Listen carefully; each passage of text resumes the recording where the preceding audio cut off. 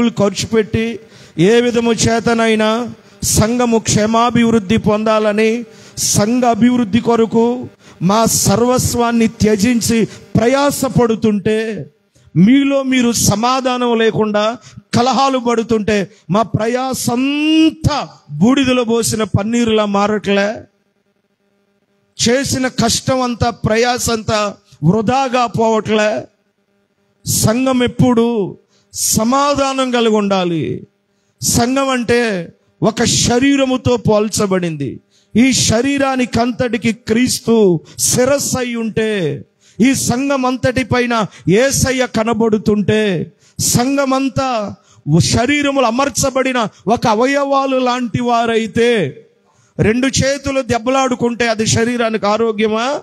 ఇప్పుడు కుడి చేతికి ఎడం చేతి మీద కోపం వచ్చి చాచిపెట్టి ఒకటి కొట్టింది అనుకోండి, దేనికి నష్టం? ఇప్పుడు శరీరానికే కదా బాధ. ఒక కాలు మీద ఇంకో కాలు కోపం వచ్చి వెళ్ళి రాయిని గట్టిగా తన్నింది అనుకో, ఎవరికి బాధ? శరీరానికి కాదా బాధ? ఒక కన్ను మీద ఇంకో కన్ను కోపం వచ్చి గట్టిగా పొడిచింది అనుకో, కన్ను ఎవరికి నష్టం?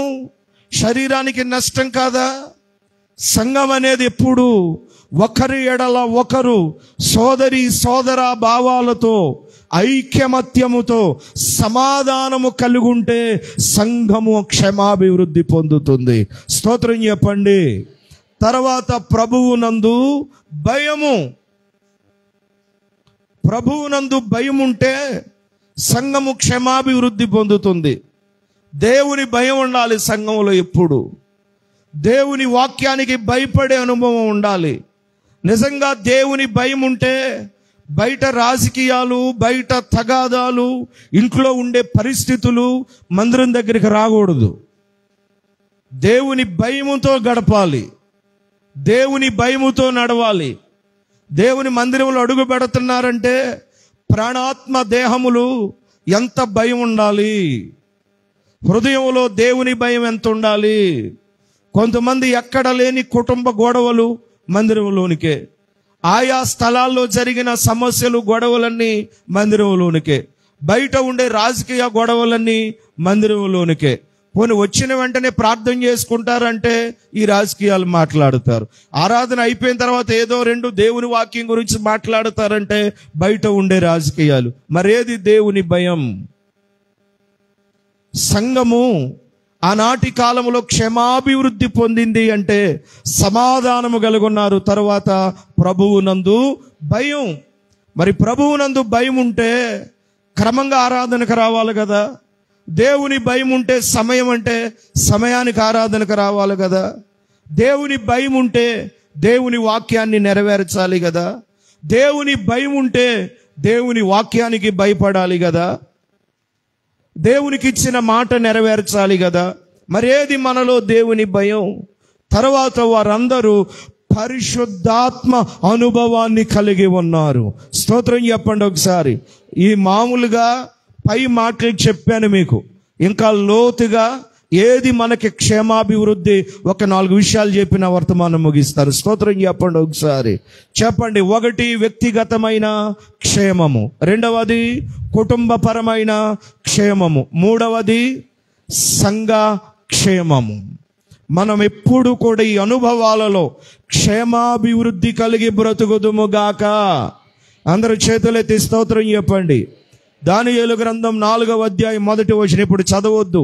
మహా గొప్ప రాజు, బబులోను సామ్రాజ్యాన్ని పరిపాలన చేస్తున్న నెబుకద్నెజర్ అంటాడు, ఈ సామ్రాజ్యములో ఆయా దేశముల ఉండి ప్రజలకు, ఆయా భాషలు మాట్లాడే ప్రజలకు, సర్వలోక జనములకు క్షేమాభివృద్ధి కలుగునుగాక అంటున్నాడు. స్తోత్రం చెప్పండి ఒకసారి. మందిరములో అడుగుపెట్టే ప్రతి ఒక్కరు ఎప్పుడు క్షేమాభివృద్ధి నొందుదురుగాక, క్షేమాభివృద్ధి నొందుదురుగాక, క్షేమాభివృద్ధి కలుగునుగాక. మీ పక్కోళ్ళ వైపు చూసి చెప్పండి, క్షేమము కలుగునుగాక అని. నవ్వుతూ చెప్పండి, గట్టిగా చెప్పండి, క్షేమము కలుగునుగాక అని చెప్పండి. కొంతమంది చెప్పుకోవట్లేదు, కోపం ఉన్నట్టుంది పక్కోళ్ళ మీద. చెప్పండి, ఎప్పుడు మనం ఎలా బ్రతకాలి? క్షేమాభివృద్ధి కలిగి బ్రతకాలి. కొన్ని మాటలు చెప్తాను. ఏది ఎలాంటి అనుభవాలు మనం క్షేమంగా నడపడానికి మనకు ఉపయోగపడతాయి. 3-4 విషయాలు చెప్పిన మాటలు ముగిస్తాను. మనందరికి బాగా తెలిసిన మాట పరిశుద్ధ గ్రంథములో నుండి కొరింథీయులకు రాసిన మొదటి పత్రిక 8వ అధ్యాయము 1వ వచనం ఒకసారి మనం చదువుదాం. విగ్రహములకు బలిగా అర్పించిన వాటి విషయము మనందరము జ్ఞానము గలవారమని ఎరుగుదుము. జాగ్రత్తగా ఇవ్వనండి. జ్ఞానము ఉప్పొంగజేయును గాని ప్రేమ క్షేమాభివృద్ధి కలుగజేయును. ఈ మాట నాతో కలిసి చెప్పండి. ప్రేమ క్షేమాభివృద్ధి కలుగజేయును. వ్యక్తిగతముగానైనా, సంఘపరముగానైనా, కుటుంబపరముగానైనా, మానసికముగానైనా కుటుంబాలు, సంఘము, సమాజము ఎప్పుడు క్షేమాభివృద్ధి పొందొచ్చు బ్రతకాలంటే దానికి కారణం ఏంటి? ప్రేమ. జ్ఞానం ఏం చేస్తుందంట? ఉప్పొంగ చేస్తుంది. జనరల్ నాలెడ్జ్ ఉంటుంది, డివైన్ నాలెడ్జ్ ఉంటుంది. జనరల్ నాలెడ్జ్ ఉంటుంది. మీ అందరికీ లోక జ్ఞానం ఉంది, లేని వాళ్ళు ఎవరు లేరు. ఇంకా చెప్పాలంటే తెలివికి మించిన తెలివిని ఏమంటారో తెలుసా? అతి తెలివితేటలు. ఎంతమందికి లేవు అవి? అతి జ్ఞానం, అతి తెలివితేటలు. చదువు లేకపోయినా కొంతమందికి చదువుకున్న వాళ్ళకి మించిన జ్ఞానం ఉంటుంది, చదువుకున్న వాళ్ళకి మించినటువంటి తెలివితేటలు ఉంటాయి. అతి తెలివి అంటే ఏంటి చెప్పనా? ఇప్పుడు చదువుకున్నాడు అనుకోండి, ఆ చదువుకు తగ్గ జ్ఞానమే ఉంటుంది, ఆ పుస్తకాల్లో చూసిన జ్ఞానమే ఉంటుంది, ఆ పత్రికల్లో చదివిన జ్ఞానమే ఉంటుంది. అతి తెలివితేటలు ఉంటాయి చూసారా, సర్వలోకాన్ని ముంచే జ్ఞానం ఉంటుంది వాళ్ళ దగ్గర. ఈ జ్ఞానం ఏం చేస్తుంది చెప్పండి? ఉప్పొంగ చేస్తుంది. పాలు బాగా పొంగించండి, ఏమవుద్ది? ఏం చెప్పరు? బాగా పొంగినాయి అనుకోండి పాలు, ఏమవుద్ది? పొయ్యిలో పడతాయి. బాగా పొంగినది ఏదైనా ఎక్కడ పడుద్ది? మరలా నేల మీద పడుతుంది. ఎక్కువ ఉప్పొంగకూడదు ఏ విషయంలో. ఈరోజు ఉంది కదా అని ఉప్పొంగిపోకూడదు. ఈరోజు నేను కలిగి ఉన్నాను కదా అని ఉప్పొంగిపోకూడదు.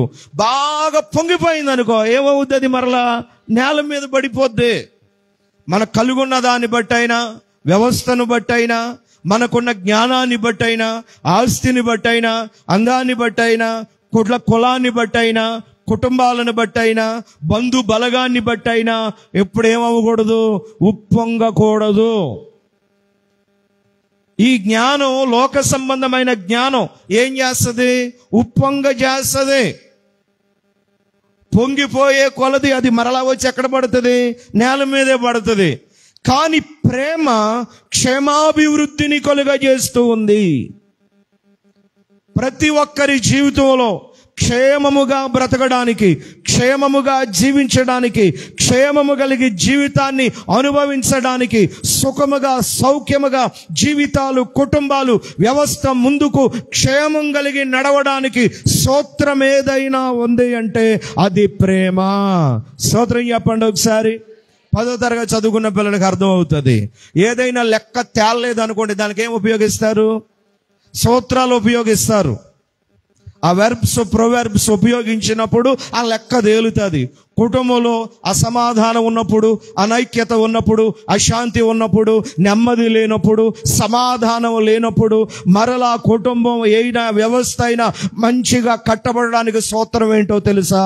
ప్రేమ. స్తోత్రం చెప్పండి ఒకసారి. ఎంతమంది కలిగి ఉన్నారు మీ హృదయాల్లో దేవుని ప్రేమ?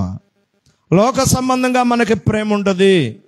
లోక సంబంధంగా చాలా స్వార్థపూరితమైన ప్రేమ ఉంటాయి. ఏంటి లోక సంబంధమైన ప్రేమ?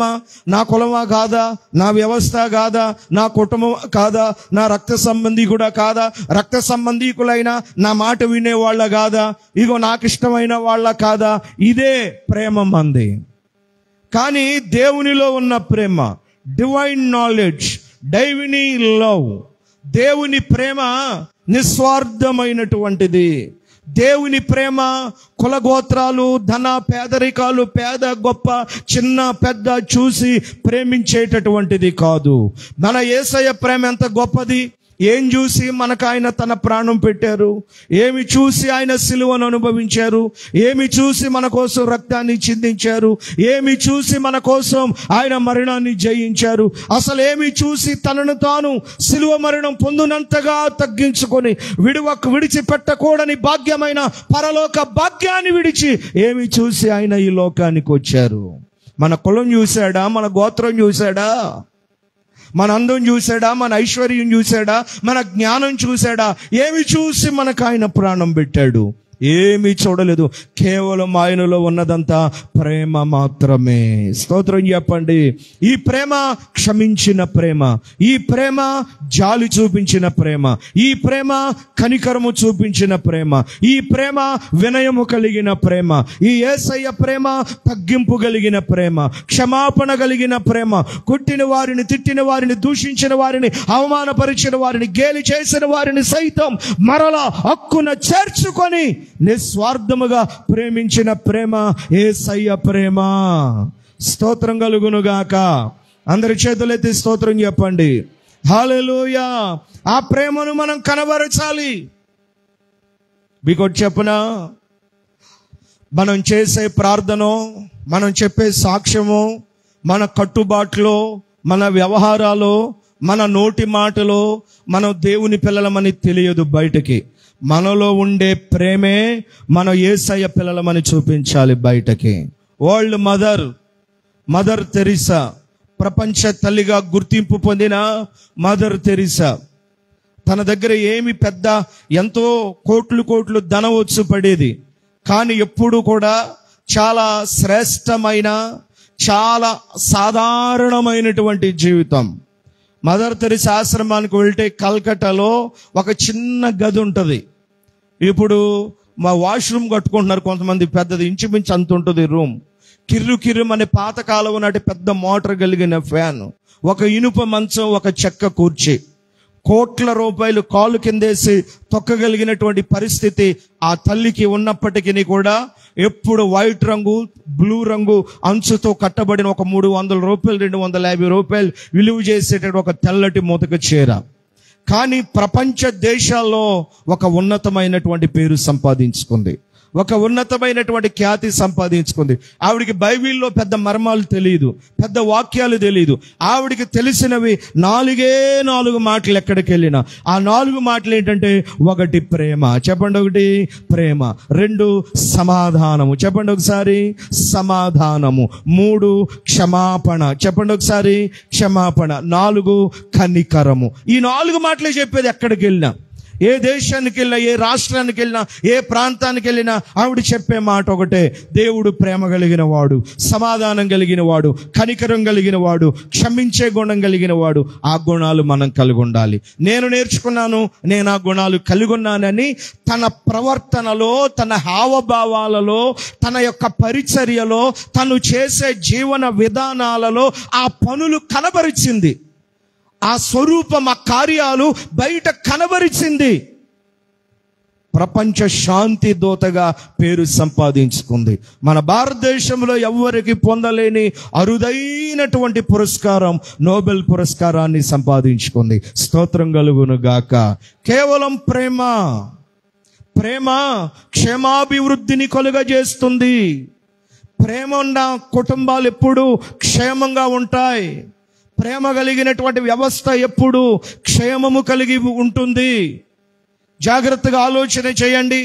ఒక భర్త తన భార్యను ఎంతగా ప్రేమించగలడో అంతగా ప్రేమించగలుగుతున్నారా? భర్తలు నిస్వార్థంగా ప్రేమించగలుగుతున్నారా? నేను ఎప్పుడు పెళ్ళిళ్ళలో సమయం ఉంటే చెప్తాను. మన క్రైస్తవ పెళ్ళిళ్ళు ఏంటంటే, చేయాల్సిన రీతిలో పెళ్లి చేయడానికి, చెప్పాల్సిన మాటలు చెప్పడానికి టైం ఉండదు మన క్రైస్తవ వివాహాల్లో. మేము అన్నా టైంకి స్టేజ్ మీదకి వస్తే అబ్బాయి అమ్మాయి పెళ్ళి ఎలా చేయాలో, ఎన్ని మాటలు చెప్పాలో అన్ని మాటలు చెప్పొచ్చు. ముందు మేము వచ్చి కూర్చుంటాం, కానీ పెళ్లి కొడుకు పెళ్లి కూతురు రారు అక్కడికి.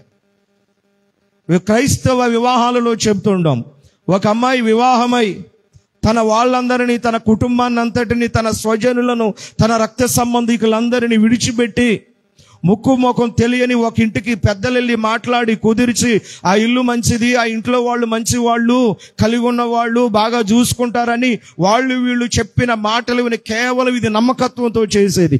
నమ్మకం మీద ఒక అమ్మాయిని తీసుకొచ్చి ఇంకొక అబ్బాయికి ఇచ్చి చదివించి విద్యాబుద్ధులు చెప్పించి కట్నం ఇచ్చి వస్తువులు ఇచ్చి బంగారం పెట్టి తీసుకొచ్చి ఒక అబ్బాయి చేతిలో పెడుతుంటే ఆ అబ్బాయి ప్రేమ ఎలా ఉండాలో తెలుసా? ఆ భర్త ప్రేమ ఎలా ఉండాలో తెలుసా? తల్లిదండ్రుల కుటుంబాల్ని, తన అన్నదమ్ములను కూడా మరిపించినంతగా ఉండాలి ప్రేమ. స్తోత్రం చెప్పండి, ఒకసారి చేతులెత్తి స్తోత్రం చెప్పండి. నేను ఎవరిని ఉద్దేశించి చెబుతున్నాను అనుకోవద్దు.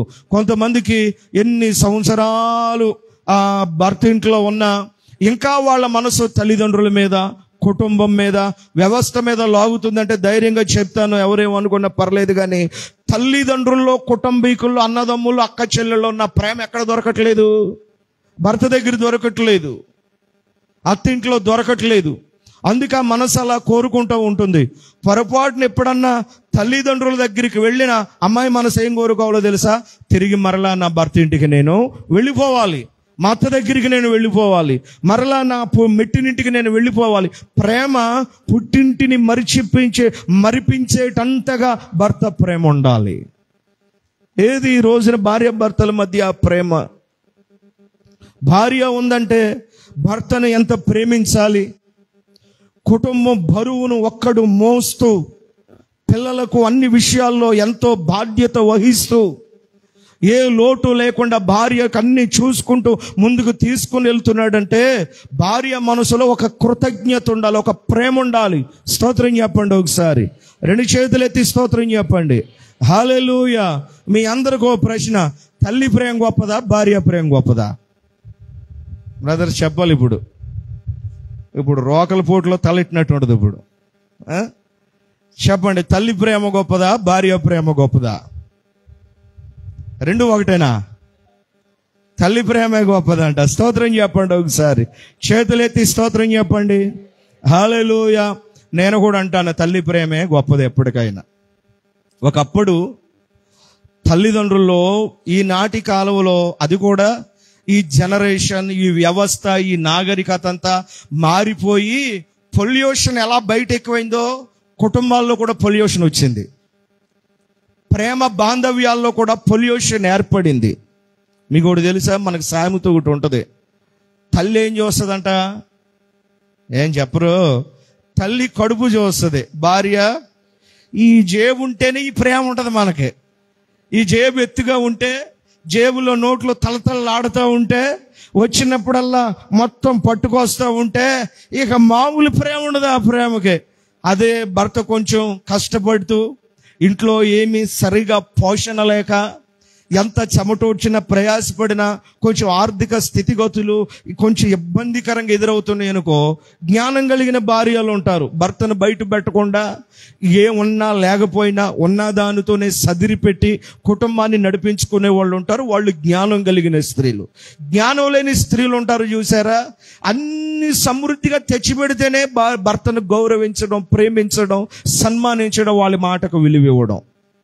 భర్త ఏదైనా సరిగా తెచ్చిపెట్టలేకపోయాడా, ఇక ఆ భర్తకు విలువ లేదు ఇంట్లో. తెచ్చిపెట్టినా తెచ్చి పెట్టకపోయినా, కష్టపడినా కష్టపడకపోయినా, ఉన్నదాన్ని సర్ది పెట్టి నడిపించగలిగిన ప్రేమ తల్లి ప్రేమ. స్తోత్రం చెప్పండి, ఒకసారి చేతులెత్తి స్తోత్రం చెప్పండి. హల్లెలూయా. అయితే మా సిస్టర్స్ అంటారు, మేము దేవునిలోకి వచ్చాం కాబట్టి మాకు అది ఉండదండి, మేము దేవుని ప్రేమ కలిగి ఉన్నాం. అంతేనా? స్తోత్రం చెప్పండి ఒకసారి. దేవుని ప్రేమ నిస్వార్థమైనటువంటి ప్రేమ. తల్లిదండ్రులు పిల్లల్ని ప్రేమిస్తున్నారు. ఏది పెద్ద చిన్న, ఆడబిడ్డ మగబిడ్డ, పెద్దవాడు చిన్నవాడు అన్న తారతమ్యాలు చూడకుండా ఇద్దరిని ఒకేలాగా ప్రేమిస్తున్నారా? నిస్వార్థమైన ప్రేమతో ప్రేమిస్తున్నారా? ఇద్దరిని ఒకేలాగా చూస్తున్నారా? ఒక కడుపును పుట్టినటువంటి బిడ్డలే ఇద్దరిని ఒకే విధమైన ప్రేమతో ప్రేమించాలి. ఆడబిడ్డ అయినా మగబిడ్డ అయినా ఇద్దరిని ఒకే విధంగా ప్రేమించగలగాలి. ఇది నిస్వార్థమైనటువంటి ప్రేమ. కొంతమంది అచ్చు మా చిన్నోడు నాలాగానే ఉంటాడండి, మా పెద్దోడు నాలాగానే ఉంటాడండి, ఇక వాళ్ళనే ప్రేమిస్తూ ఉంటాడు. మరి మిగతా వాళ్ళు, అక్క చెల్లెళ్ళు ఉన్నారు, అన్నదమ్ములు ఉన్నారు, ఇద్దరిలో ఒకరి మధ్య ఒకరికి సరైనటువంటి ప్రేమ ఉంటుందా? అక్క చెల్లెల మధ్య ప్రేమ ఉంటుందా? స్తోత్రం చెప్పండి ఒకసారి. మాకు ఆంధ్రలో ఉండేవారు ఒకరు, 2 కూతుళ్ళు వాళ్ళకి.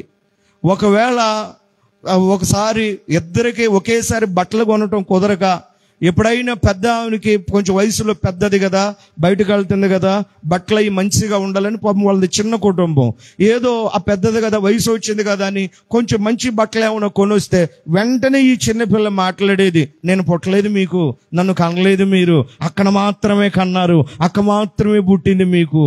ఏదండి ప్రేమ? ఏది? ఈరోజు మా అక్క కొన్నారు, రేపు నాకు కొంటారు కదా. స్తోత్రం చెప్పండి ఒకసారి.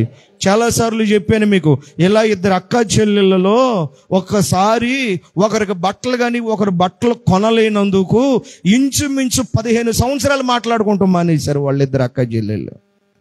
15 సంవత్సరాల తర్వాత ఒక సభలోకి వస్తే, వాక్యం చెబితే, ఇలాంటి మాటలు చెబితే అప్పుడు వాళ్ళు తప్పు తెలుసుకొని అప్పుడు క్షమాపణ తెచ్చుకున్నారు ఒకరితో ఒకరు. అంటే అంతవరకు ఏదో మాట్లాడుతున్నారు కానీ ప్రేమ వారి మధ్య లేదు. అన్నదమ్ముల మధ్య కూడా స్వార్థపూరితమైనటువంటి ప్రేమే. ఒక డెవలప్ అవుతున్నాడా, ఒకడేమైనా చితికిపోయాడా, నేను బాగున్నాను కదా, నా తోటోడికి నేను ఒక లిఫ్ట్ ఇద్దాం, కొద్దిగా కొంచెం గ్రోత్ అవుతాడు, కొంచెం పైకి వస్తాడు, నా తోడ పుట్టినోడే కదా. ఒక్కొక్క లైఫ్ ఎలా ఉంటుంది చెప్పనా? ఒకళ్ళు బాగుపడి ఒకళ్ళు చెడిపోతుంటే, పాడైపోతుంటే, ఇగో వాడు పాడైపోడని నవ్వే వాళ్ళు ఉన్నారు చాలా మంది, చితికిపోయారు అని నవ్వే వాళ్ళు ఉన్నారు చాలా మంది, పాడు చేసుకున్నారు అని హేళన చేసే వాళ్ళు ఉన్నారు తప్ప, నా తోడబుట్టినోడే కదా, నా రక్త సంబంధే కదా, నేను కొంచెం లిఫ్ట్ ఇవ్వాలి, వారు కూడా కట్టబడాలి, వాళ్ళు కూడా బాగుండాలి, వాళ్ళ లైఫ్ కూడా మంచిగా ఉండాలి అని ఆలోచన లేదు. చాలాసార్లు నేను మీకు జ్ఞాపకం చేశాను. యాకోబు కుమారులో యోధా ఉంటాడు, బైబిల్ హిస్టరీస్లో ఉంటుంది. యోధా ఒకసారి వేరొక ప్రాంతానికి వెళ్ళి అక్కడ నివాసం ఉంటాడు కొంతకాలం. ఆ యోధాకు పెద్ద కుమారుడు పుట్టాడు. ఆ పెద్ద కుమారుడికి 2 కొడుకులు పుట్టారు. యోధాకి మనవాళ్ళు వాళ్ళిద్దరు. అయితే యోధా మనవాళ్ళలో పెద్దవాడికేమో పిల్లలు ఉన్నారు, చిన్నవాడికేమో సంతానం లేరు, పిల్లలు లేరు. 2 వ్యవసాయం చేశారు. 2 వ్యవసాయం చేసిన తర్వాత ఈ పెద్దోడు అనుకుంటున్నాడు, పెద్దోడు ఏమనుకుంటున్నాడంటే 2 రాసులుగా ధాన్యాన్ని పోసుకున్నారు, కుప్పలుగా వేశారు, పనలుగా ఉన్నారు, ఇక ధాన్యాన్ని నూర్చి ఇంటికి తీసుకెళ్తారు ధాన్యం. అయితే ఈ పెద్దోడు అనుకుంటున్నాడు, నాకు 2 పిల్లలు ఉన్నారు, మొత్తం నేను ఇంటికి పట్టుకెళ్తే బాగా ఖర్చు అయిపోద్ది, నా తమ్ముడు జాగ్రత్త పరుడు, వాడికి పిల్లలు లేరు, కొంచెం ధాన్యపు రాశి వాడి ధాన్యపు రాశిలో వేస్తే గనక కొన్ని రోజులు జాగ్రత్తగా ఉంటది, వాడు జాగ్రత్త పడతాడు, రేపు నాకు లోటు వచ్చినా నా తమ్ముడు దాన్ని చూసుకుంటాడని అన్నగారు ఏం చేసేవాడంటే కొంత ధాన్యపు రాశి ఆ పనలు తీసి తమ్ముడు పనుల్లో వేసేవాడు. ఈలోగా ఆయన ఇంటికి వెళ్ళిపోయేవాడు, తమ్ముడు వచ్చేవాడు మరలా, నాకు చూస్తే మేము ఉన్నది 2, మాకు పిల్లలు లేరు, మా అన్నగారికి 2 పిల్లలు ఉన్నారు, ఖర్చు ఎక్కువ ఉంటుంది, ఎంత ధాన్యం ఉన్నా నేనేం చేసుకుంటానని చెప్పి మరలా సగం ధాన్యం తీసి అన్నగారి రాశిలో వేసేవాడు. 2 వచ్చి చూసేసరికి మళ్ళీ ఎలా ఉండేది? సమానంగా ఉండేది. ఉంటుందా ఈ రోజుల్లో అలాంటి ప్రేమ? ఏ అన్నదమ్ముల మధ్య అయినా, అక్క చెల్లెల మధ్య అయినా, ఏ తోటికోడల మధ్య అయినా ప్రేమ ఉందా? నేను నర్సీపట్నం వెళ్తూ ఉంటాను, అక్కడ నాకు ఎప్పుడు ఒక రూమ్ ఇస్తారు, బ్రదర్స్ ఉన్నారు, వాళ్ళు ఒక పాత ఇంట్లో ఉన్నారు, ఇంకొక ఇల్లు కొన్నారు 50 లక్షలు పెట్టి. ఇల్లు కొన్న తర్వాత గృహప్రవేశం చేయట్లేదు వాళ్ళు. ఎందుకు చేయట్లేదంటే పెద్దోడు అన్నాడు, నాకు ఇల్లు చాలు, నువ్వు ఆ ఇంట్లోకి వెళ్ళిపో. తమ్ముడు అంటాడు నేను ఈ ఇంట్లో ఉంటాను, నువ్వు అక్కడికి వెళ్ళు అంటాడు.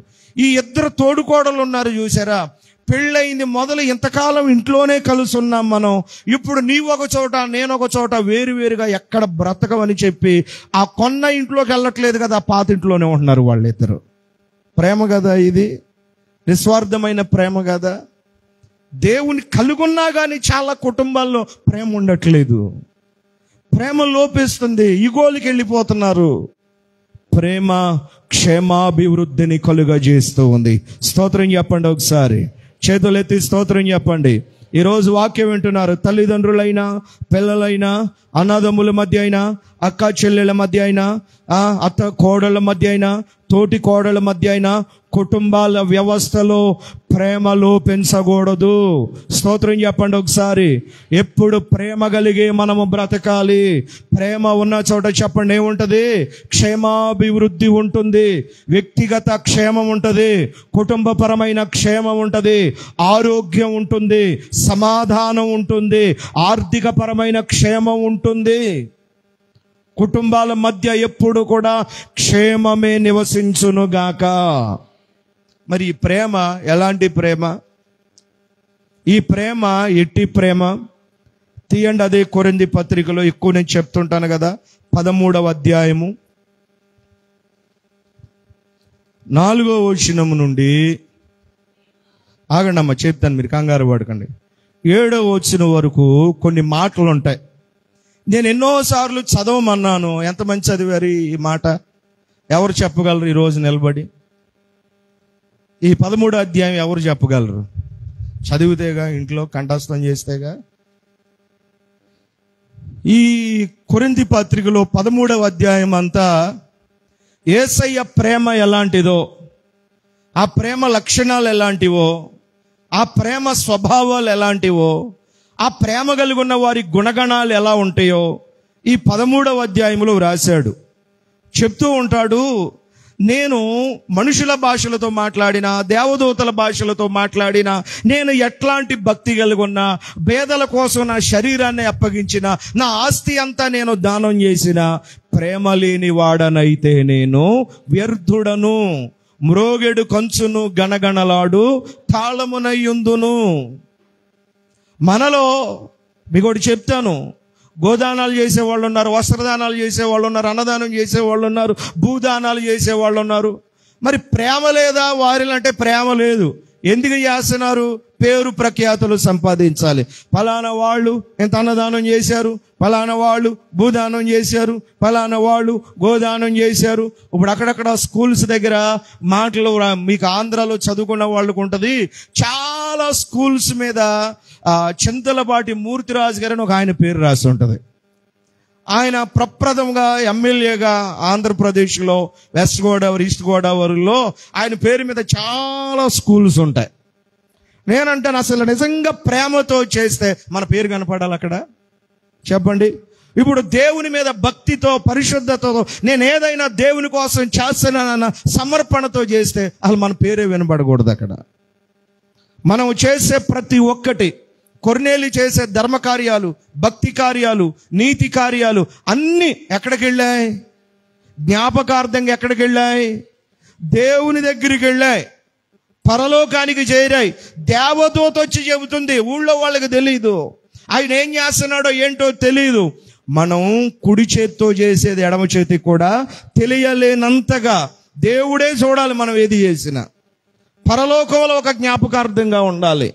వెంటనే దేవదూత వచ్చి, కొర్నేలి అయ్యా, నీ ధర్మ కార్యాలు, నీ భక్తి కార్యాలు, నీ ప్రార్థనలు, నీ నీతి జ్ఞాపకార్థంగా దేవుని సన్నిధికి చేరాయి. ఎన్ని చేసినా ప్రేమ లేకుండా చేస్తే నేను వ్యర్థుడను అంటున్నాడు పౌలు భక్తుడు. మరి ఈ ప్రేమ ఎలాంటిది? ఆ 4వ వచనం నుండి 7వ వచనం వరకు 15 రకాలైన స్వభావాలు దానిలో ఉన్నాయి. ఒక్కొక్కటి చూడండి. ప్రేమ దీర్ఘకాలము సహించును. చెప్పండి, ఏం చేస్తుందంట ప్రేమ? అందరూ చెప్పాలి, ఏం చేస్తుంది? దీర్ఘకాలం ఏం చేస్తుంది చెప్పండి? సహిస్తుంది. యేసయ్య ప్రేమలో సహనం ఉంది, సహించాలి. చాలా మందికి చిన్న చిన్న మాటలకే, చిన్న చిన్న విషయాలకే టెన్షన్ పడుతూ, ఒత్తిడికి లోనవుతూ, కలవరాలు పడుతూ, జగడాలు పడుతూ, కలహాలు పడుతూ సమాధానం లేకుండా చేసుకుంటున్నారు. అదే ప్రేమ ఉంటే ఏం చేస్తారు? సహిస్తారు. స్తోత్రం చెప్పండి. నీకంటే వయసులో పెద్దోళ్ళు ఒక మాట అంటే పడకూడదా? పోని చిన్నోళ్లే తెలిసి తెలియక పొరపాటు ఏదో ఒక మాట అన్నారు, సహిస్తే ఏమవుతుంది? ప్రేమ దీర్ఘకాలం ఏం చేస్తుంది? సహిస్తుంది. స్తోత్రం చెప్పండి. సహనం ఉంటుంది. త్వరగా ముందుకు వెళ్ళిపోదాం. ప్రేమ దయ చూపించును, మత్సరపడదు, డంబముగా ప్రవర్తించదు, ఉప్పొంగదు, అమర్యాదగా నడవదు, స్వప్రయోజనమును విచారించుకొనదు, త్వరగా కోపపడదు, మనసులో ఉంచుకొనదు, దుర్నీతి విషయమై సంతోషపడక సత్యమునందు సంతోషించును, అన్నిటినీ తాళుకొనును, అన్నిటినీ నమ్మును, అన్నిటినీ నిరీక్షించును, అన్నిటినీ ఓర్చును. 15 రకాలైన లక్షణాలు. ఇవన్నీ యేసయ్యను కలుగున్న మనలో ఈ స్వభావాలు ఉండాలి. మన ప్రేమలో స్తోత్రం చెప్పండి. ఒకసారి చేతులెత్తి స్తోత్రం చెప్పండి. ఎంతమంది ధైర్యంగా చెప్తారు, ఇక ఇంతవరకు నేను ఎలా ఉన్నా, ఎప్పటి నుండి ఇదే ప్రేమ కలిగి ఉన్న వాళ్ళు ఆమెను చెప్పండి ఒకసారి. కొంతమంది చేతులు లేగట్లేదు. ఉండరా, సహించరా, మసరపడతారా, డంబంగా ఉంటారా, ఉప్పొంగుతారా? అన్నిటినీ తాళుకోవాలి. స్వప్రయోజనాన్ని విచారించుకోకూడదు. దుర్నీతి విషయమై సంతోషపడకూడదు. దీర్ఘకాలం ఏం చేస్తుంది? ఈ ప్రేమ సహిస్తుంది. ఈ ప్రేమ కలిగిన వారు ఏం పొందుతారు? క్షేమాభివృద్ధి. స్తోత్రం చెప్పండి. చెప్పండి. మన క్షేమాభివృద్ధి పొందడానికి ఒక స్తోత్రం ఏంటి చెప్పండి? అందరూ చెప్పాలి, అందరూ చెప్పాలి, అందరూ చెప్పాలి. ఆమెను చెప్పండి ఒకసారి. ఇంకా ప్రేమ గురించి చెప్పాలంటే చాలా మాటలు ఉన్నాయి, టైం సరిపోదు. ముందుకు వెళ్ళిపోదాం. మరొక మాట మన జ్ఞాపకం చేసుకుందాం. ఎఫెసీ పత్రిక 4వ అధ్యాయం 29వ వచనం. వినువారికి మేలు కలుగునట్లు అవసరమును బట్టి క్షేమాభివృద్ధికరమైన అనుకూల వచనమే పలుకుడి గాని దుర్భాష ఏదైనను మీ నోట రానీయకుడి. స్తోత్రం చెప్పండి ఒకసారి. జాగ్రత్తగా అర్థం చేసుకోవడానికి ప్రయత్నం చేయండి. మన నోటి మాటే మనకు క్షేమాన్ని కలుగజేస్తుంది. చెప్పండి. మన నోటి మాటే మనకి క్షేమం కలుగజేసిన, కీడు కలుగజేసిన. జీవ మరణములు నాలుక వశము. చాలా మంది వారి మాటల వల్లే క్షేమాన్ని పోగొట్టుకుంటున్నారు. వారి నోటి మాటల వల్లే కీడులో పడుతున్నారు. నోటి మాటల వల్లే ప్రమాదాన్ని, అపాయాన్ని, ఆపదలను తెచ్చిపెట్టుకుంటున్నారు.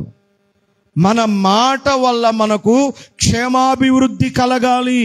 కాబట్టి మీ నోట దుర్భాష ఏదైనను రానీయకుడి. దుర్భాషలు రాకూడదు.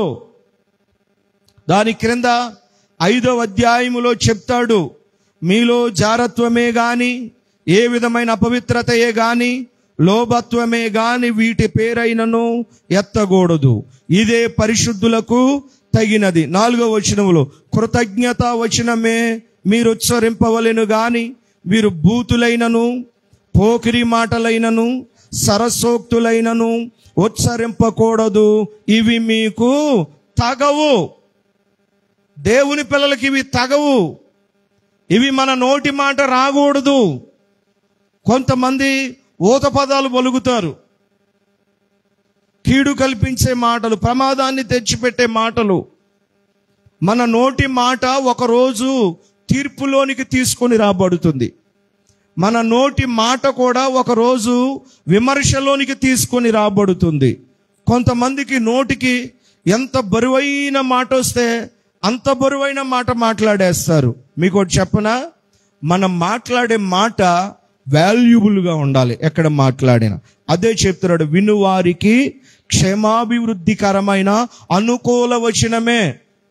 నేను అనుకుంటాను అప్పుడప్పుడు, కరెంటుకి బిల్లు కడతాను, అన్నిటికి ట్యాక్స్ కడతాను, మన మాట్లాడే మాటలు కూడా ట్యాక్స్ ఉంటే బాగుండు. ఇక అప్పుడు పనికిమాలిన మాటలు రావు నోటికి. అవసరాన్ని మించి మాట్లాడడం ఎప్పుడు కూడా. ఏది అవసరమో, ఏది అనుకూలమో ఆ మాటే మాట్లాడాలి. మన మాట చాలా వాల్యుబుల్గా ఉండాలి. ఎక్కడ మాట్లాడినా మన మాటకు ఒక విలువ ఉండాలి. మన మాటకు ఒక గౌరవం ఉండాలి. మన మాటను బట్టి అక్కడ మేలు కలగాలి. మన మాటను బట్టి కుటుంబాలు కట్టబడాలి. మన మాటను బట్టి వ్యవస్థ సరిచేయబడాలి. మన మాటను బట్టి కలహాలు, జగడాలు మానిపోయి సమాధానం కలగాలి. అక్కడ మన నోటి నుండి దుర్భాష ఏది కూడా రాకూడదు. మన మాటే మనకేం కలుగజేస్తుంది?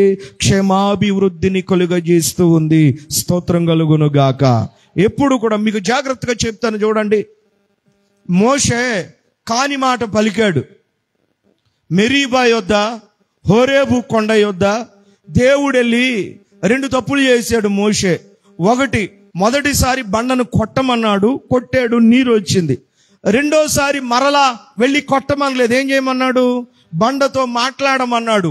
ఈయనకేమో ఇశ్రాయేలీల మీద కోపం వచ్చింది. దేవుడు ఎన్నిసార్లు నీళ్ళు ఇచ్చినా, ఎన్నిసార్లు బండను కొట్టినా, మీ దాహం తీరుతున్నా పదే వచ్చి నా మీద సణుగుతుంటే నన్నేం చేయమంటారు? ద్రోహులారా అని వెళ్ళి బండను ఏం చేశాడు? కొట్టాడు. ఆ నోటి మాట ఏమన్నాడు? ఇశ్రాయేలీల్ని ద్రోహులారా అన్నాడు. మీకు కూడా తెలుసా? ద్రోహులారా అన్న మాట మనకు చిన్న పదంగా కనబడదు, కానీ అది చాలా కఠినమైనటువంటి మాట. అది అప్పుడు రాజ్యాంగాన్ని ఉల్లంఘించి దేశ గౌరవానికి, దేశ ప్రతిష్టతకు గౌరవ భంగాన్ని కలుగజేసే పనులు ఎవరైతే చేస్తారో వారిని దేశద్రోహుల కింద శిక్ష విధిస్తారు. శిక్షా స్మృతిలో చిన్న దొంగతనాలు చేసే వాళ్ళని దేశద్రోహులు అనరు. ఎవరిని అంటారు? రాజ్యాంగాన్ని ఉల్లంఘించి దేశ చట్టానికి గౌరవ భంగాన్ని లేక అప్రతిష్టతను తెచ్చే పనులు ఎవరైతే చేస్తారో వారిని ఏమంటారు? దేశద్రోహులు అంటారు. మరి ఇశ్రాయేలీలు అంత ద్రోహం ఏమన్నా చేశారు అక్కడ? మరి మోషే గారు అంత బరువైన మాట మాట్లాడవచ్చా? అంత బలమైన మాట, అంత కఠినమైన మాట మాట్లాడవచ్చా? అందుకే జరిగిన సంగతి ఏంటో తెలుసా? ఆ కానాన్లో అడుగు పెట్టలేకపోవటమే కాదు, మనం మాట్లాడే ప్రతి మాటను సాతానుగాడు కూడా పట్టుకుంటాడు. మనం ఏం మాట్లాడుతున్నామా అని వాడు చూశాడు. మోషే ఒక్క మాటలో దొరికాడు. మోషే చనిపోయాడు నెబో పర్వతం పైన. చనిపోయిన తర్వాత ఏం జరిగిందో తెలుసా? మోషే దేహాన్ని తీసుకొని వెళ్ళడానికి, మోషే ఆత్మను తీసుకొని వెళ్ళడానికి దేవదూతలు వచ్చారు. తర్వాత ఎవరు వచ్చారు? సాతాను వచ్చాడు. అక్కడ దేవదూతలకి సాతానికి ఫైటింగ్. మోషే మీకు సంబంధించిన వాడంటే మాకు సంబంధించిన వాడు. దేవదూతలు అంటారు, ఈ సాతానా, మోషే ఎవరు అనుకుంటున్నావు? దేవుని ఇల్లంతటిలో నమ్మకస్తుడు, దేవుని అభిషేకాన్ని పొందినవాడు, ఐగుప్తును విడిచిపెట్టిన వాడు, దేవుని కొరకు నిందలు అనుభవించిన వాడు, దేవుని ప్రజలను నడిపించిన గొప్ప దైవజనుడు మోషే. ఆ మోషే నీవాడు ఎలాగవుతాడు? లేదు, మోషే నావాడు అంటాడు సాతానుగాడు. అసలు నీకా అధికారం ఎక్కడ వచ్చింది? మోషే నీవాడు ఎందుకు అయ్యాడు అంటే సాతానుగాడు అంటాడు, మర్చిపోయారా? మెరీబా జలముల యొద్ద, హోరేబు కొండ యొద్ద మోషే కాని మాట పలికాడు కదా. మోషేలో ఈ అపవిత్రత ఉంది కదా, మోషే మాట విమర్శకు లోనవుతుంది కదా. అందుకు కదా దేవుడు కానాన్లో అడుగు పెట్టనివ్వలేదు. మరి ఇలాంటి మాట మాట్లాడినోడు పరలోకానికి ఎలా వెళ్తాడు? నాకు సంబంధించిన వాడు అని సాతానుగాడు వచ్చి గొడవ పడుతున్నాడు అక్కడ. అప్పుడు ప్రభువు అన్నారు, రేయ్ సాతానా, ఆ మాట మాట్లాడినందుకు శిక్ష వేశాను నేను. కానాన్లోనికి వెళ్ళవని, అడుగు పెట్టవని శిక్ష వేశాను. కానీ మోషే సున్నతి చేయబడి సినాయి పర్వతమందు అభిషేకింపబడ్డాడు. తను చేసిన నేరానికి భూమి మీద నేను శిక్ష విధించాను. ఆ దేహం అక్కడికి వెళ్ళలేదు, కానీ ఆత్మ మాత్రం నిత్య జీవానికి రావాలి అని దేవదూతలు మోషే ఆత్మను తీసుకొని వెళ్ళారు. స్తోత్రం చెప్పండి. ద్రోహులారన్న మాటకి ఇంత కాన్సెప్ట్ ఉంటే మరి మన నోటితో ఎన్ని మాటలు మాట్లాడుతుంటాం? గుర్తు తెచ్చుకోండి. ఎన్ని కాని మాటలు, ఎన్ని అపవిత్రమైన మాటలు, ఎన్ని దోషణ మాటలు. మనం నోరు తెరిస్తే ఊరకనే చులకనగా మాట్లాడతాం, ఊరకనే దుర్భాషలాడతాం. నేను అదే చెప్తున్నాను, మరలా గుర్తుపెట్టుకోండి. ఎక్కడ మాట్లాడినా మన మాట వాల్యుబుల్గా ఉండాలి, విలువ కలిగిన మాట ఉండాలి. ఓత పదాలు, సరసోక్తులు, బూతులు. దేవుడేమో మీ నోటికి అన్య భాషలు మాట్లాడాలంటున్నాడు. చెప్పండి, ఏమి రావాలి? పరలోక భాషలు మాట్లాడాలి. మనం అన్య భాషలు తప్ప అన్ని భాషలు మాట్లాడుతున్నాం మనం. కొంతమంది బూతులు తిట్టడం ప్రారంభించారంటే క్రొత్త వెరైటీ. వాళ్ళ గురించి బూతులకు ఒక పుస్తకం రాయొచ్చు, వాళ్ళ నోట్లో నుండి వచ్చిన తిట్లతోటి. ఇవి పరిశుద్ధులకు తగవు. స్తోత్రం చెప్పండి. మన నోరు తెరిస్తే మన నోటి నుండి ఏమి రావాలి? కృతజ్ఞతావచనమే రావాలి, క్షేమాభివృద్ధి కలిగించే మాటే రావాలి. స్తోత్రం చెప్పండి ఒకసారి. ఒకరోజు 32 పళ్ళు నాలుకకు దండం పెడతాయంట రోజు లేచి. ఈ పళ్ళు అంటనే అంట, నువ్వెందుకమ్మ మాకు దండం పెడతావు, నేనే మీకు దండం పెట్టాలందంట నాలుక. ఎందుకంటే చక్కగా రుచికరమైన ఆహారాన్ని ఈ 32 పళ్ళు నవిలి రుచిని నాలుకకు మీరు అందజేస్తున్నారు, నేనే మీకు దండం పెట్టాలి కదా అందంట. అప్పుడు ఈ పళ్ళు అన్నయ్య అంట, లేదమ్మా, నువ్వు ఏ కాని మాట మాట్లాడినా, ఈ నాలుక బయటకు వచ్చి ఏ పనికిమాలిన మాట మాట్లాడినా ఎదటోడు ఏమంటాడు, మాట్లాడేది ఎవరు, రాలిపోయాయేంటి. అప్పుడు ఈ పళ్ళని అంట, నువ్వు ఏ మాట మాట్లాడకుండా నువ్వు మంచిగుంటే మేము మంచిగా ఉంటామమ్మా. ఇప్పుడు ఎవడైనా అంటాడు, మూతి మీద కొడతానంటాడు, ఆ కొట్టినప్పుడు పళ్ళు రాలితే తప్ప నాలుగుని కొట్టినోడు ఉన్నాడు ఎవడన్నా చెప్పడు. మాట్లాడింది నాలుగు కదని నాలుగుని కొట్టినోడు ఉన్నాడు ఎవడన్నా? కొట్టేది నాలుగునే, కానీ దేనికి తగులుతున్నాయి, పళ్ళు రాలిపోతున్నాయి. అందుకే ఈ పళ్ళు అన్నయ్య అంట, నువ్వు రోజు మంచిగా మాట్లాడితే మేము బాగుంటామమ్మా, నువ్వే పనికి మాలిన మాట మాట్లాడినా రాలిపోయేది మేమని రోజు లేచిన వెంటనే ఈ 32 పళ్ళు నాలుగు దండం పెడుతున్నాయి అంట రోజును. వినువారికి క్షేమాభివృద్ధికరమైన మాటే మనం మాట్లాడాలి. స్తోత్రం చెప్పండి. అందరిని చేతులెత్తి స్తోత్రం చెప్పండి. మన శరీరంలో నాలుక ఆడినంత స్పీడ్గా, నాలుక తిరిగినంత స్పీడ్గా శరీరంలో ఏ అవయవం తిరగదు. అట్లా ఏ అవయవం అంత స్పీడ్గా పనిచేయదు. మన నాలుక ఎన్నిసార్లైనా రౌండ్ తిప్పవచ్చు, లోపలికి బయటికి ఎన్నిసార్లైనా తీసి లోపలికి బయటికి పెట్టవచ్చు. ఎంత స్పీడ్గా ఈ అవయవం కదులుతూ ఉంటుందో. నాలుక చిన్న అవయవమైనను యాకోబు పత్రికలు అంటాడు, ప్రకృతి చక్రమునకు చిచ్చు పెడుతుంది అంటున్నాడు. కుటుంబాలని పాడు చేస్తుంది నాలుక. భార్యాభర్తల మధ్య విభేదాలు సృష్టిస్తుంది నాలుక. ఐక్యంగా ఉన్న కుటుంబాలు, సమాధానంగా ఉన్న కుటుంబాలు, నెమ్మది కలిగి ఉన్న కుటుంబాల మధ్య కీడు కలుగా చేస్తుంది ఈ నాలుక. అందుకే కపటమైన మాటలు పలుకకుండా నీ పెదవులను, చెడ్డ మాటలు పలుకకుండా నీ నాలుకను కాల్చుకొనము. స్తోత్రం చెప్పండి. హల్లెలూయా. హెబ్రీ పత్రికలు అంటాడు, జిహ్వా ఫలము దేవునికి అర్పించదము. జిహ్వా అంటే నాలుక. ఈ నాలుకతో ఎప్పుడు దేవునికి ఏం అర్పించాలి? స్తుతియాగం అర్పించాలి. స్తుతి అనే ఫలము దేవునికి అర్పించాలి. ఆరాధన అనే ఫలము దేవునికి అర్పించాలి. స్తోత్రం అనే ఫలము దేవునికి అర్పించాలి. స్తోత్రం చెప్పండి ఒకసారి. ఇదే నాలుగుతో స్తుతిస్తున్నాం, ఇదే నాలుగుతో ప్రార్థన చేస్తున్నాం, ఇదే నాలుగుతో సాక్ష్యం చెబుతున్నాం, ఇదే నాలుగుతో వాక్యం చదువుతున్నాం, ఇదే నాలుగుతో బోధిస్తున్నాం. మరలా ఇదే నాలుక ఏం చేస్తుంది? చెడ్డ మాటలు మాట్లాడుతుంది. ప్రకృతి చక్రానికి చిచ్చుబెట్టే మాటలు మాట్లాడుతుంది. ఒకే జలములో నుండి తీయని నీరు, చేదు నీరు వచ్చునా అని పౌలు అంటున్నాడు. ఒక బావి ఉందంటే ఉంటే మంచి నీరైనా ఉండాలి, చేదు నీరైనా ఉండాలి. ఒకే బావిలో 2 రకాలైన నీరు ఉండదు కదా. ఒకే నాలుక 2 మాటలు మాట్లాడకూడదు కదా. ఒకే శరీరం, ఒకే నోరు 2 రకాలుగా ఉండకూడదు కదా. ఉంటే క్రైస్తవునిగా ఉండు, భక్తిగా ఉండు, మంచి వ్యక్తిగా ఉండు, మంచి మాటలు పలికే వ్యక్తిగా ఉండు. క్షేమాభివృద్ధి కలిగించే మాటలే మనం పలుకుదుముగాక. చేతులెత్తి స్తోత్రం చెప్పండి ఒకసారి. హల్లెలూయా చెప్పండి. ఈ మన నాలుకే మనకేం చేస్తుంది? క్షేమాన్నైనా కీడునైనా. ఇప్పుడు మనకి క్షేమాభివృద్ధి కలుగజేసేదేంటి? మంచి మాటలు. చెప్పండి ఒకసారి. మనం ఎంత మంచిగా ఉంటే అంత మనకేం కలుగుతుంది? క్షేమాభివృద్ధి కలుగుతుంది. ఊరికి నేను చదివించి ముగిస్తాను. తెస్సలోనికలకు రాసిన మొదటి పత్రిక 5వ అధ్యాయము 11వ వచనము. తెస్సలోనికలకు రాసిన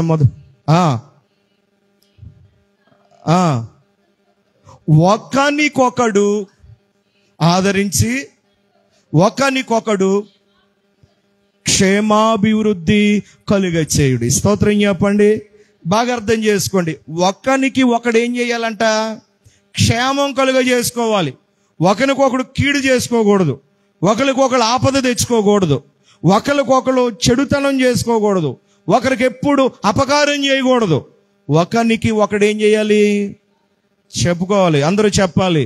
ఒకరికి ఒకడు ఏం చేయాలి? క్షేమం. ఇప్పుడు నేనున్నాను, మీ క్షేమం కోరాలి. మీరేం చేయాలి?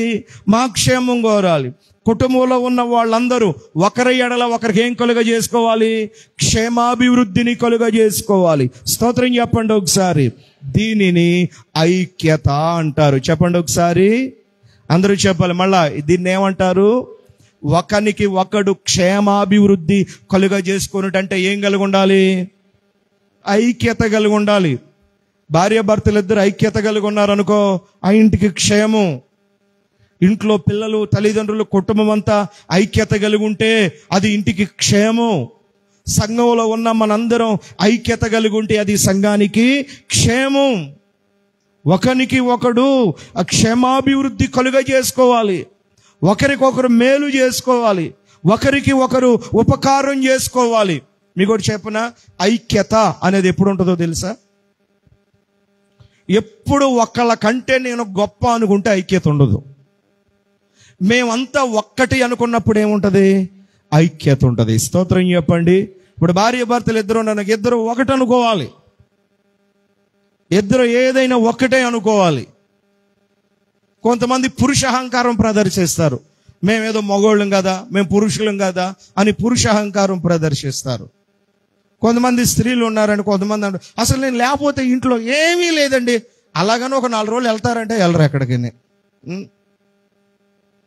ఒకరికొకరు ఇగోలు లేకుండా, ఒకరికొకరు నేను గొప్ప అంటే నేను గొప్ప అనే మనస్తత్వం లేకుండా మేమంతా ఒక్కటే అన్న మనసుంటే అక్కడేముంటది? ఐక్యత ఉంటుంది. స్తోత్రం చెప్పండి ఒకసారి. ఒకసారి 5 వేళ్ళకి గొడవ వచ్చిందంట. ఈ 5 వేళ్ళకి పోట్లాట వచ్చి ఈ వేళ్ళని నేను గొప్ప అంటే నేను గొప్ప అనుకుంటున్నాయి అంట.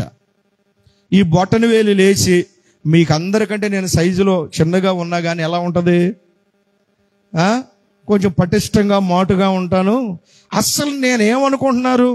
ఎంత గొప్ప వ్యక్తినైనా ఢిల్లీ నుంచి గల్లీ వరకు ఎవరిని ప్రశ్నించాలన్నా ఏం చేస్తుంది? ఇది ఏమండి చెప్పరు? ఇదేం చేస్తుంది? ప్రశ్నిస్తుంది. నేను గొప్ప, మీరెందుకు పని చేస్తారు నా ముందు అందంట. తర్వాత వ్రేలేంటి? చూపుడు వ్రేలు. ఇదేం చేస్తుంది? చూపించడం ఒకటేనా? ఏంటి దీని అర్థం? నీ సంగతి చూస్తా, నీ పని ఏంటో చూస్తా, ఏమనుకుంటున్నారు నేనంటే అని ఈ వేలు అంటుందంట. ఇక తర్వాత మధ్య వేలు. ఇదేమంటుంది? అసలు మీ అందరికంటే నేను పొడవుగా ఉన్నాను, నా ముందు మీరు ఎక్కడ పని చేస్తారంటుంది. తర్వాత వ్రేలేంటి? ఉంగరపు వ్రేలు. ఇది అంటుందంట, మీరెవరు ఎన్ని చేసినా బంగారం పెట్టాలంటే నాకే పెడతారు, విలువైన వ్యక్తిని నేనే. ఇక చివరికి ఈ వేలు లేచింది. దీనికి మాట్లాడడానికి స్కోప్ ఏముంది చెప్పండి? ఈ మిగతా 4 ఏళ్ళు అంటున్నాయి అంట, నువ్వు స్కూల్లో పిల్లలకు తప్ప ఎందుకు పని చేయవు అంటుందంట. ఏది? చిటికింది వేలు. అప్పుడు దీనికి ఏం చెప్పాలో అర్థం కాక, మీరెవరు ఎన్నన్నా దేవునికి దండం పెట్టినప్పుడు మాత్రం మీ అందరికంటే ముందు వరుసలో నేను ఉంటాను అందంట చిటికిన వేలు. స్తోత్రం చెప్పండి ఒకసారి. ఇప్పుడు దేనికది నేను గొప్ప అనుకుంటే ఇంక ఐక్యత ఎక్కడ ఉంటుంది? ఇప్పుడు ఏదైనా గ్రిప్పు పట్టుకోవాలంటే ఏమవ్వాలి? ఈ 5 వేళ్ళు కలవాలి. నోట్లోకి ఏదైనా తినాలంటే 5 వేళ్ళు కలవాలి. ఏ పని చేయాలన్నా 5 వేళ్ళు కలవాలి. అలాగే సంఘంలో ఉన్న వాళ్ళందరూ కూడా నేను గొప్ప, నేను పెద్ద, నేను అది, నేను ఇది అనుకుంటే కుదరదు. కలవాలి. అందరూ ఏక మనస్కులై, ఏక హృదయులై కలవాలి, ఏక భావము కలిగి ఉండాలి. స్తోత్రం చెప్పండి ఒకసారి. చేతులెత్తి స్తోత్రం చెప్పండి. ఒక రక్తంలో కడగబడ్డాం, ఒక బల్లలో పాలు పొందుతున్నాం, ఒక పరిశుద్ధ గ్రంథమైన దేవుని వాక్యాన్ని వింటున్నారు, ఒక మందిరంలో ఉంటున్నారు, ఒక దైవజనుడి అనుభవాల్లో ఎదుగుతున్నారు. ఐక్యత కలిగి ఉండాలి. ఒకరికొకడు ఇప్పుడు కూడా ఏం కలుగజేసుకోవాలి? క్షేమాభివృద్ధిని. అలా క్షేమాభివృద్ధి కలుగజేసుకుంటే, ఐక్యత కలిగి ఉంటే అందరికీ ఏముంటుంది? అప్పుడు క్షేమము కలుగుతుంది. స్తోత్రం కలుగును గాక. చేతులెత్తి స్తోత్రం చెప్పండి. తర్వాత మాట ఉంటుంది, మీరు తర్వాత చదువుకోండి. కొరింథీయులకు రాసిన మొదటి పత్రిక 14వ అధ్యాయము 12-13 వచనాల్లో ధ్యానం చేస్తే, క్షేమాభివృద్ధి కలగడానికై ఆత్మవరములను ఆసక్తితో అపేక్షించుడి అంటున్నాడు పౌలు. సంఘం ఎప్పుడు క్షేమాభివృద్ధి కలిగి ఉండాలంటే సంఘానికి ఏముండాలి? ఆత్మవరాలు ఉండాలి. ఈ మాట అందరూ చెప్పాలి. ఏముండాలి చెప్పండి? ఎక్కడైతే ఆత్మవరాలు కలిగి ఉన్న సంఘం ఉంటుందో ఆ సంఘం ఎప్పుడు క్షేమాభివృద్ధి పొందుతుంది. ఆస్తులు సంపాదించుకుంటున్నారు, వెండి బంగారాలు సంపాదించుకుంటున్నారు, కుటుంబాలు సంపాదించుకుంటున్నారు, స్థలాలు సంపాదించుకుంటున్నారు, గృహ నిర్మాణాలు చేసుకుంటున్నారు, అన్నీ సంపాదిస్తున్నారు. మరి ఆత్మవరాలు సంపాదించారా? పరిశుద్ధాత్మను పొందుకున్నారా? కృపావరాలను సంపాదించుకున్నారా? ఆత్మ లేని వారి స్థితి ఏంటో తెలుసా? నిర్జలమైన మేఘమును పోలిన వారు. నిర్జలమైన మేఘం అంటే ఏంటో తెలుసా? ఒక్కోసారి మేఘం పట్టేస్తుంది, కానీ ఏం పడదు, చిన్ను కూడా పడదు, వర్షం పడదు, తుంపరులు కూడా పడవు. ఎంత ప్రార్థన చేసి, ఎంత విశ్వాసంతో ఉండి, ఎంత త్యాగంతో ఉండి, ఎంత పరిచర్య చేసి, ఎంత భక్తి అనుభవాల్లో గడిపిన ఆత్మవరాలు లేకపోతే వాళ్ళు ఎలాంటి వారు? నిర్జల మేఘమును కలిగిన వారు. అంజూరపు చెట్టు దగ్గరికి వెళ్ళాడు, చెట్టంతా పచ్చగా ఉంది, కానీ ఏమి లేవు, దాన్ని ఫలాలు లేవు. ఎంతో భక్తి కనబడుతుంది పైకి, కానీ ఫలాలు కనబడట్లే. ఆత్మవరాలు లేవు. ఆత్మవరాలతో నింపబడిన సంఘం ఇప్పుడు ఏమవుతుంది? క్షేమాభివృద్ధి పొందుతుంది. మోకరించండి, ప్రార్థన చేసుకుందాం.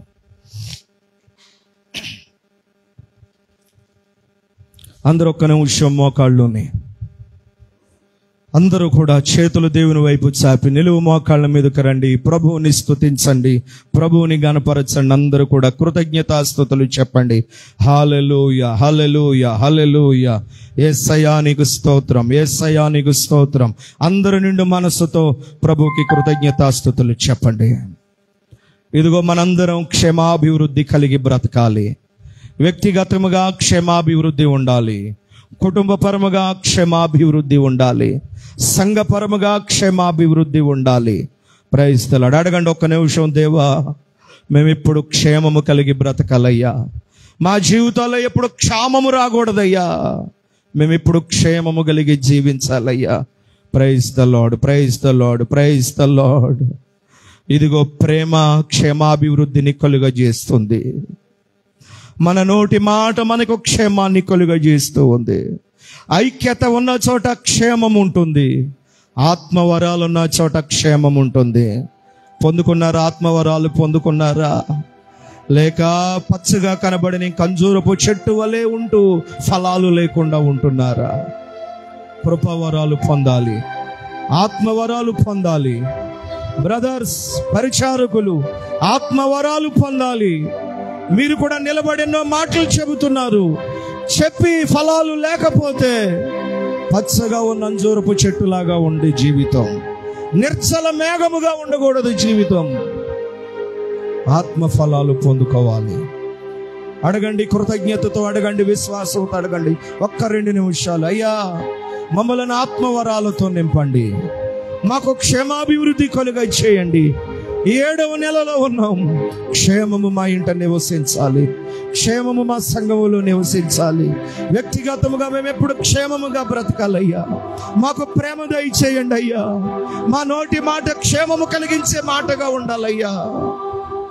మేము ఎప్పుడు ఐక్యత కలిగి క్షేమము పొందుకునే వ్యక్తులుగా ఉండాలి. మా సంఘం ఎప్పుడు ఆత్మవరాలతో, ఆత్మఫలాలతో నింపబడి క్షేమాభివృద్ధిని పొందే వ్యక్తులుగా మేము ఉండాలయ్యా. Praise the Lord, praise the Lord, praise the Lord, praise the Lord. హల్లెలూయా, హల్లెలూయా, హల్లెలూయా. యేసయ్యా నీకు స్తోత్రం. అందరూ చేతులెత్తి ప్రార్థించండి, అడగండి. పరిశుద్ధాత్ముడా, ఈ ఆదివారమున, ఈ పునరుద్ధాన దినమున మాకు క్షేమాభివృద్ధి కలుగునట్లుగా, మా సంఘమునకు క్షేమాభివృద్ధి కలుగునట్లుగా పరిశుద్ధాత్మతో మమ్ములను నింపండి అయ్యా.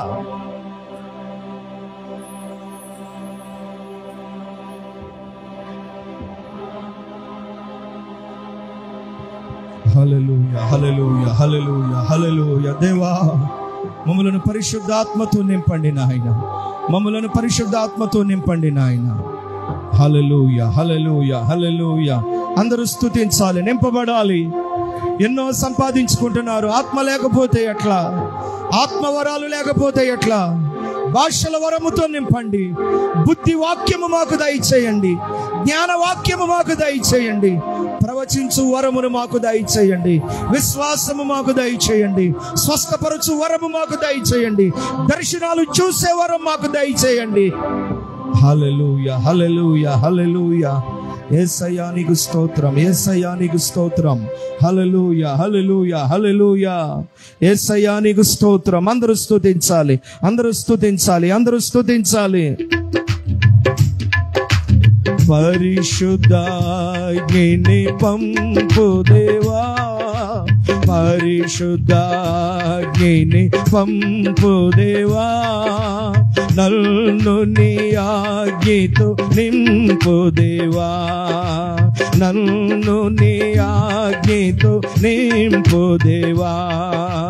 పరిశుద్ధ అగ్ని పంపు దేవా, పరిశుద్ధ అగ్ని పంపు దేవా, నన్ను నీ ఆజ్ఞతో నింపు దేవా, నన్ను నీ ఆత్మతో నింపు దేవా.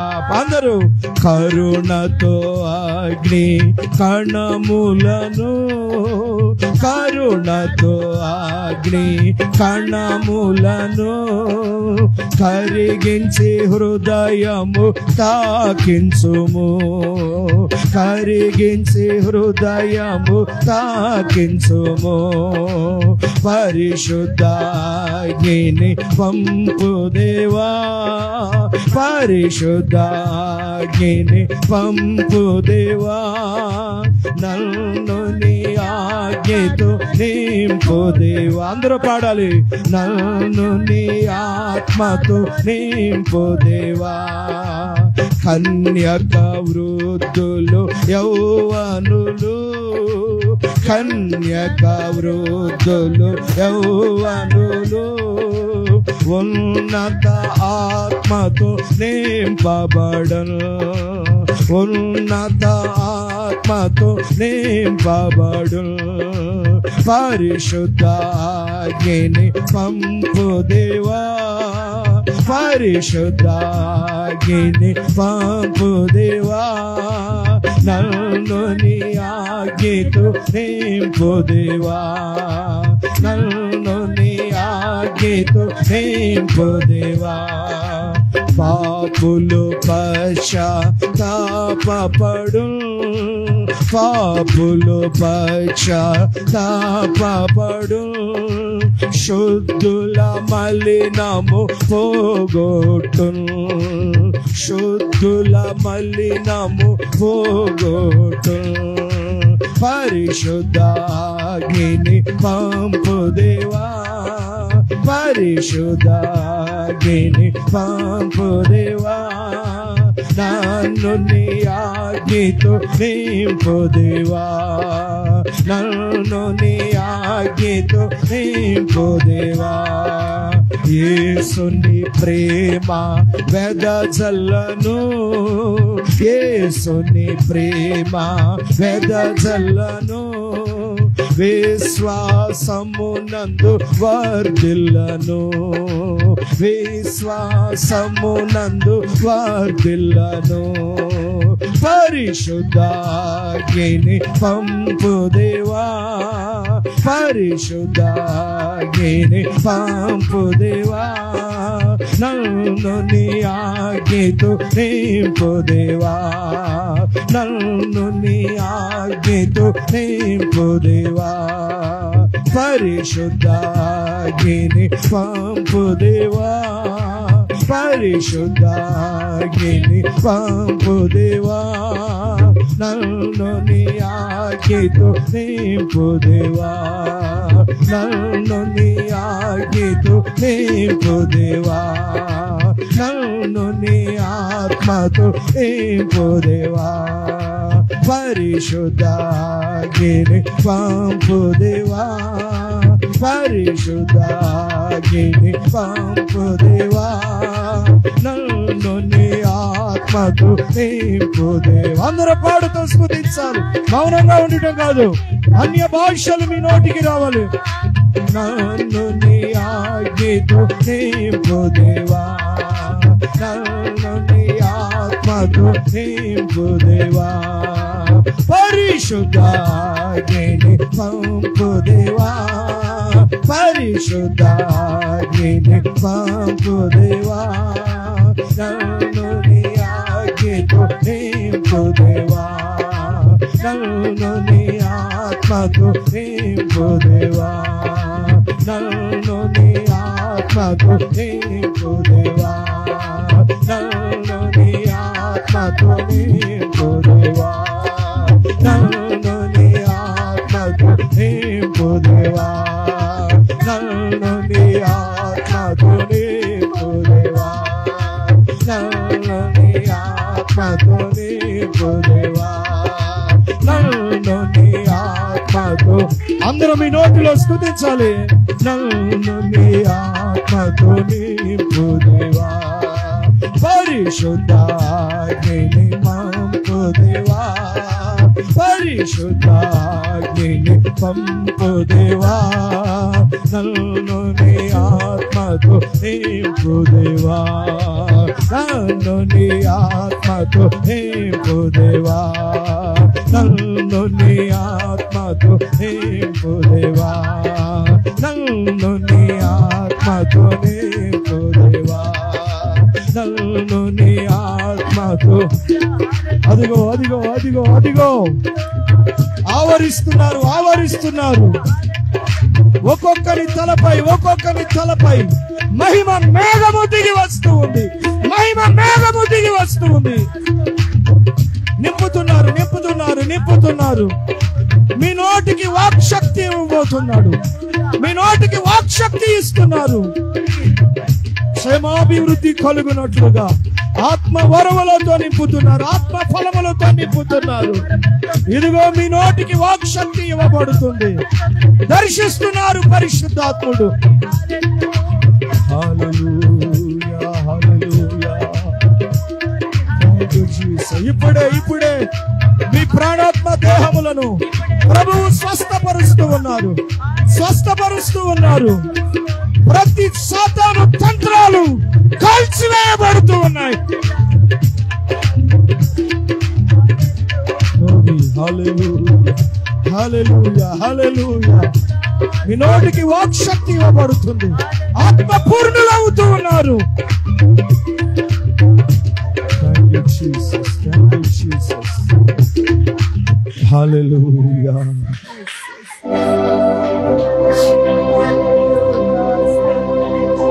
మీ పెదవులు కాల్చబడుతున్నాయి, ప్రాణాత్మ దేహములు పరిశుద్ధాత్మతో రగిలించబడుతూ ఉన్నాయి. Thank you, Jesus. దేవా క్షేమాభివృద్ధి దయచేయండి అయ్యా. ఆత్మవరాలతో నింపండి, సంగమునకు క్షేమాభివృద్ధి దయచేయండి.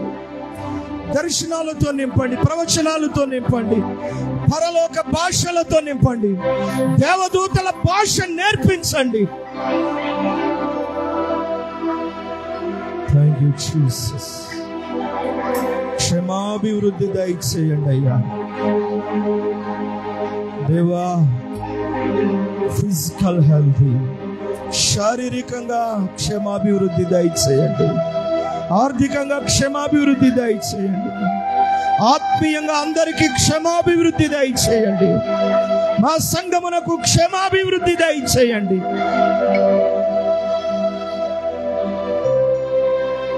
Thank you, Jesus. Thank you, Jesus. Thank you, Jesus.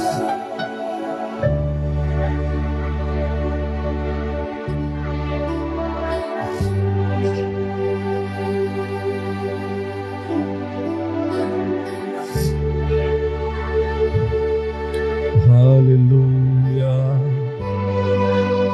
Thank you, Jesus. Thank you, Lord. Thank you, Lord.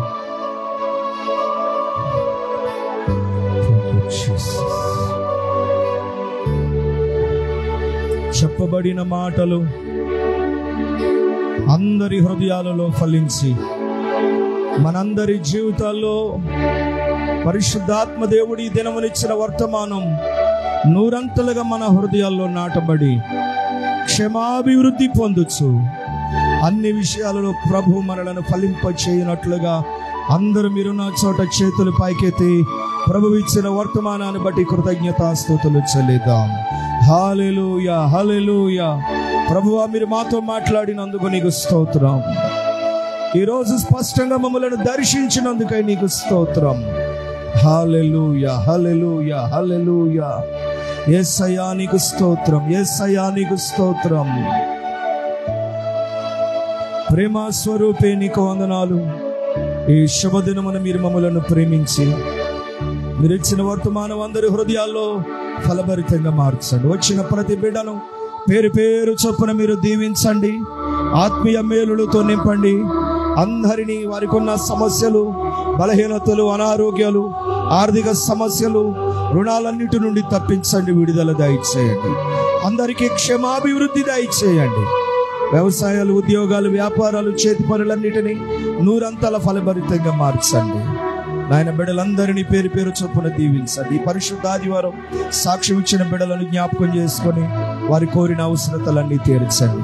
ఈరోజు మీరు ఇచ్చిన ఈ మాటలు ఏవైతే ఉన్నాయో, 7వ నెలలో మరలా మీరు మాకు వాగ్దానం ఇచ్చారు, క్షేమాభివృద్ధి పొందినట్లుగా.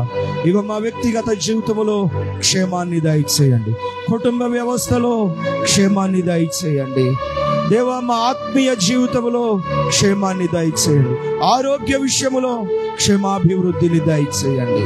అందరి కుటుంబాల్లో కూడా ఎల్లవేళలా క్షేమాభివృద్ధి నొందునట్లుగా, క్షేమము విస్తరించున్నట్లుగా, క్షేమము కలుగునట్లుగా, క్షేమముతో బ్రతుకున్నట్లుగా కృప దయచేయండి. బిడ్డలు మీరు ఇచ్చిన దానిలో అర్పణలు 10వ భాగాలు నీకు అర్పించారు, దీవించండి. ఇగో బంతిపల్లి నుండి తల్లి బులమ్మ గారు ఈ మందిర అవసరాల కొరకై మిక్సీని సన్నిధిలో సమర్పించారు. నూరంతలుగా ప్రతిఫలం ఇచ్చి ఖర్చు చేసిన దానికంటే నూరంతల ఫలభరితం ఆ కుటుంబానికి మీరు దయచేయండి. వచ్చిన ప్రతి బిడ్డను పేరు పేరు చొప్పున దీవించి ప్రతి కుటుంబాల్లో మేలు దయచేయండి. వ్యవసాయదారులందరూ మరలా నాట్లు ఊడుపులు ప్రారంభించారు. వ్యవసాయ పనులన్నిటినీ దీవించండి, నూరంతలుగా ఆశీర్వదించండి. వివాహాలు జరగవలసిన యువకులకు వివాహాలు జరగడానికి కృప దయచేయండి. సంతానం లేని దంపతులను జ్ఞాపకం చేసుకొని వారి దాంపత్య జీవితాన్ని దీవించి సంతాన భాగ్యాన్ని, గర్భఫలాలను అనుగ్రహించమని ప్రార్థన చేస్తున్నాం.